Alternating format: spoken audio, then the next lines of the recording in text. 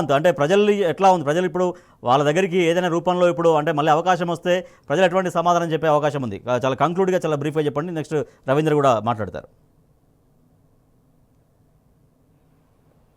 రాయేష్ ఉమ్మడి వరంగల్ జిల్లా వ్యాప్తంగా మొత్తం 8,77,173 మంది రైతులు ఉంటారు. ఇవాళ రైతు భరోసా పడిన రైతుల సంఖ్య మనం చూసినట్టయితే 2,219 మంది రైతులు. అంటే ఎంత వ్యత్యాసమో మనం అర్థం చేసుకోవచ్చు రాజేష్. ముఖ్యంగా ఆ డబ్బులు కూడా బీఆర్ఎస్ హయాంలో ఒక విడతకు సంబంధించి 880 కోట్ల రూపాయలకు సంబంధించిన నిధులు రైతుల ఖాతాలో నేరుగా వేస్తే ఇవాళ రైతు అకౌంట్లలో పడ్డ లెక్కలు కూడా మనం గమనించినట్లయితే 1,33,14,000 ఎక్కడి 800 కోట్లు, ఎక్కడి 1,33,00,000 మనం అర్థం చేసుకోవచ్చు రాయేష్. ఇది కాంగ్రెస్ ప్రభుత్వ విధానము తీరుగా మనం అర్థం చేసుకోవచ్చు.